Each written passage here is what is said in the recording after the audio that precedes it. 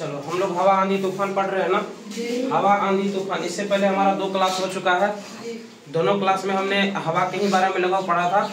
आज आंधी के बारे में पढ़ेंगे और तूफान जिसको हम चक्रवाती बोलते हैं उसके बारे में भी हम लोग पढ़ेंगे, ठीक है। तो आज जो मोस्टली हम लोग टॉपिक कवर करने वाले हैं उसमें से पहला टॉपिक है तुम्हारा थल और जल का असमान रूप से गर्म होना। पिछले वाले क्लास में हमने लास्ट में बता दिया था कि इस वाले को अगले क्लास में कवर करेंगे, तो आज उसको कवर करने वाले हैं। दूसरा हम लोग कवर करने वाले मानसूनी हवा क्या होता है, उसी में आता है थल और जल के असमान रूप से गर्म होना, उसी में आता है जिनको मानसूनी हवा आता है। क्या होता है, आंधी क्या होता है, चक्रवात क्या होता है, आंधी और चक्रवात द्वारा होने वाले नुकसान क्या है और इससे बचा कैसे जा सकता है, इन सब सारे टॉपिक के बारे में हम लोग आज कवर करने वाले हैं। ये तो एक एक करके हम लोग क्या करेंगे, सारे टॉपिक्स को देखते हैं और उम्मीद है कि तुम लोगों ने पिछला क्लास पढ़ा होगा तो तुम लोगों को कोई दिक्कत नहीं होगा यहाँ पे, ठीक है। तो सबसे पहले हम शुरू करते हैं। हमारा जो फर्स्ट टॉपिक है कि थल और जल का असमान रूप से गर्म होना ये क्यों होता है। तो गर्मियों में अधिकांश समय मध्य और उत्तर भारत के मैदानी तथा रेगिस्तानी क्षेत्र समुद्र जल की अपेक्षा अधिक गर्म रहते हैं। गर्मियों के समय में क्या होता है ना कि जो अधिकांश समय जो है मध्य और उत्तर भारत के मैदानी तथा रेगिस्तानी क्षेत्र जो है वो समुद्र जल की अपेक्षा अधिक गर्म रहते हैं। समुद्री जल की अपेक्षा क्या होते हैं, ये अधिक गर्म रहते हैं, जिसके कारण जब हवा समुद्र से भारतीय महाद्वीप की ओर बहती है तो वो क्या होती है, मतलब एकदम से तुमको मानसूनी हवा का प्रवेश हो जाता है, ठीक है ना। इसी को अच्छा मानसूनी हवा होता क्या है, जिसको हम लोग मानसून विंड बोलते हैं। तो ये होता क्या है, तो समुद्रों से आने वाली हवाएं अपने साथ जलवाष्प लाती है जिससे वर्षा होती है, इसी हवा को मानसूनी हवा कहते हैं। तो समुद्री हवा क्या होता है, मतलब मानसूनी हवा क्या होता है, तो जो समुद्र से आने वाली हवा होती है ना वो अपने साथ क्या लाती है, जलवाष्प लाती है। क्योंकि अगर पानी गर्म हुआ तो वाष्प बन करके ऊपर उठेगा ना। अब हवा तेज बह रही है तो हवा अपने साथ उस जलवाष्प को लेके जाएगी और जैसे ही जलवाष्प को लेकर के जाती है जिससे क्या होती है, हम लोगों को वर्षा होती है और इसी को हम लोग कहते हैं, इसी हवा को हम लोग क्या कहते हैं, मानसूनी हवा कहते हैं। बात समझ में आ गई ना, यहाँ तक कोई दिक्कत नहीं होगा।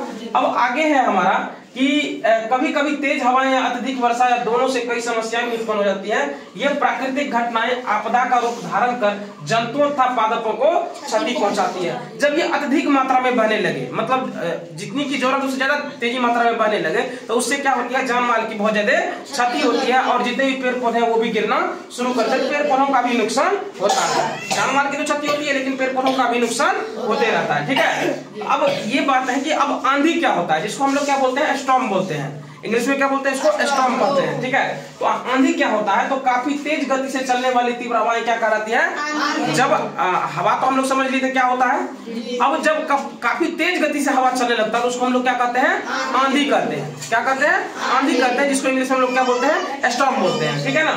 अब अगला है हमें ये समझना है कि चक्रवात क्या होता है, जिसको हम लोग साइक्लोन बोलते हैं। क्या बोलते हैं, चक्रवात को साइक्लोन बोलते हैं। साइक्लोन क्या होता है, तो जब हवा निम्न दाब के चारों ओर उच्च वेग की हवा की अनेक परतें कुंडली के रूप में घूमने लगती है, तब इस स्थिति को हम लोग क्या कहते हैं, चक्रवात कहते हैं। अच्छा इसमें होता क्या है, देखो कि जब गर्म हवा ऊपर मतलब वायु ऊपर उठती है, ठीक है, तो वहां का वायु दाब क्या हो जाता है, कम हो जाता है, जिससे क्या होता है, प्रबल वेग की अधिक हवाएं जो वहां पर आने लगती है, उससे क्या होता है, वहां पर प्रबल वेग की अनेक हवाएं आने लगती है, ठीक है। जिसके बाद क्या होता है कि वायु दाब वहां का कम हो जाता है। जैसे ही वायु दाब कम हुआ तो वहां पे हवा फिर से आएगा ना। जब वहां पे फिर से हवा आती है तो अधिक तेज हवाएं वहां आने लगती है। इस तरह वहां पर क्या होता है, एक चक्र बनने लगता है, ठीक है। इसी चक्र को हम लोग क्या कहते हैं, चक्रवात कहते हैं। और इसमें तुमको एक मुख्य पॉइंट लिखा है कि यह स्थिति अक्सर समुद्र के ऊपर उत्पन्न होती है। ये तुम्हें जो है धरती पर देखने के लिए बहुत ही कम मिलेगा, मतलब ना के बराबर मिलती है, लेकिन समुद्र में अक्सर ये देखने के लिए हम लोगों को मिल जाती है, ठीक है। जिसके कारण बादलों को भी अपने साथ ले लेती है। ये मतलब इतना मतलब हाइट तक जाता है कि बादलों को भी अपने साथ ये क्या करता है, ले लेता है, ठीक है। अब है कि यही चक्रवात जब स्थल की ओर बढ़ती है तब तटीय क्षेत्रों में तेज हवाएं के साथ भारी वर्षा होती है।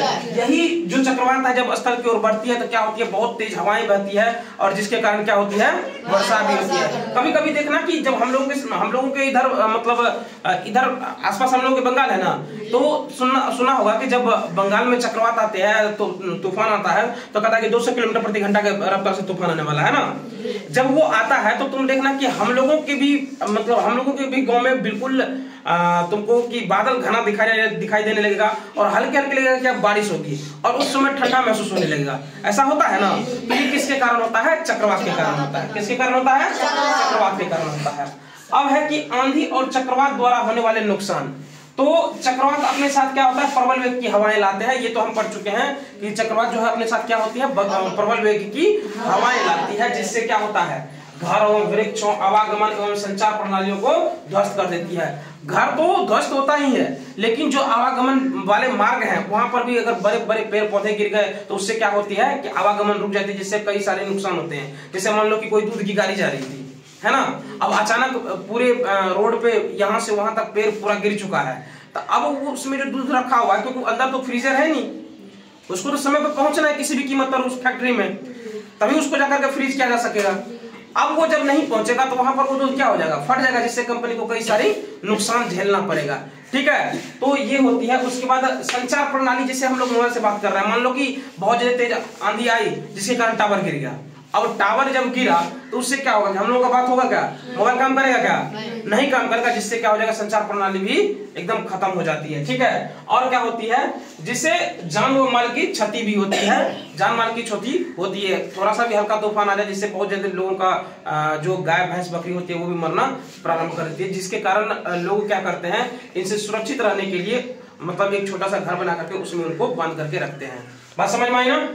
अब इससे बचने के उपाय क्या है, तो इससे बचने के लिए उपाय बस एक ही है कि जो हमें इंफॉर्मेशन दी जा रही है, या वो मोबाइल के माध्यम से मिले, या हमें टीवी के माध्यम से मिले, या रेडियो के माध्यम से मिले, या किसी भी माध्यम से मिले, तो उन पे बस हमको क्या करना है, अमल करना है। उसी का कुछ पॉइंट लिखा दिए हैं कि चक्रवात पूर्वानुमान की सूचना त्वरित संचार माध्यमों के द्वारा दी जाए। जो त्वरित संचार माध्यम का क्या मतलब हुआ, जैसे पुराने जमाने में चलता था चिट्ठी।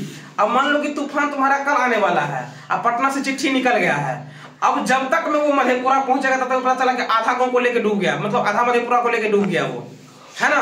तो वो क्या तुरंत प्रणाली हुआ क्या, तुरंत संचार प्रणाली हुआ क्या, जैसे मोबाइल हो गया। अब मोबाइल में क्या होता है कि तुम मोबाइल में तुम देखोगे कि मोबाइल में ये एक खासियत होता है कि अभी वहां पे पटना में कॉन्फ्रेंस किया, किसी ने भी कॉन्फ्रेंस करके बताया ये बात, वहां के साइंटिस्टों ने बताया, अब तुरंत हमारे मोबाइल पे अवेलेबल हो जाएगा, हम देख लेंगे।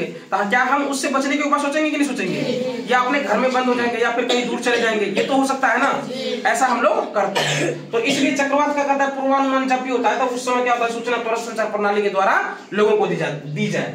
सूचना को नजरअंदाज नहीं किया जाए, जो भी सूचना तुमको मिला है उसके अनुसार उस पर अमल करें, ना कि उसको नजरअंदाज करें। तीसरा क्या है कि एक दूसरे का सहयोग किया जाए। ये बात हमेशा ध्यान में रखना चाहिए कि जब आप किसी चीज से बचने के बारे में सोच रहे हैं तो उस समय हमेशा दूसरों की मदद करना चाहिए। ऐसा नहीं कि हम तो बचने के लिए निकल दिए, लेकिन जो साथ में था मेरे, जिसको हम लोग बहुत मानते थे, उसको हम पीछे छोड़ दिए, है ना। उसके बाद है कि विभिन्न संचार माध्यमों से प्रसारित होने वाली सूचनाओं को ध्यान से सुने तथा उन पर अमल करें। जब जहां से भी तुमने सुना है उसके बारे में, चक्रवात तूफान जहां जिसकी भी बारे में तुमने सुना है, इसको अपने दोस्तों के साथ शेयर करो, और उसको क्या करो, उससे बचने के उपाय भी कुछ अगर तुम्हें पता है तो उसको बताओ। ठीक है, इसके बाद हम लोग जो पढ़ेंगे वो एक दो टॉपिक और बच गया है, जिसको हम लोग पढ़ेंगे। चक्रवात को दूसरे जो देशों में है वो किस नाम से जाना जाता है। उसके बाद तुमको एक दो पॉइंट और है, जैसे दिशा सूचक किसको कहते हैं। उसके बाद तुम्हारा वेग मापी क्या होता है, ये सब के बारे में हम लोग अगले क्लास में कवर करेंगे। और अगले क्लास में तुम लोग चाहो तो क्वेश्चन आंसर बना के आ सकते हो, अगर नहीं बने तो हम क्लास में उसको भी डिस्कस कर लेंगे, लेकिन कोशिश करना, क्योंकि अब इसमें कुछ ऐसा बचा नहीं है, तुम लोगों को क्वेश्चन आंसर सारा बन जाएगा। ये 7th का तुम्हारा 7वां चैप्टर है, जो कि लगभग खत्म हो चुका है, खत्म हुआ है, और क्वेश्चन आंसर भी बहुत आसान सा है। उम्मीद है कि तुम लोगों को बन जाएगी, ठीक है ना। फिलहाल आज के लिए इस क्लास में हम लोग इतना ही पढ़ते हैं, अगले क्लास में आगे देखेंगे, ठीक है।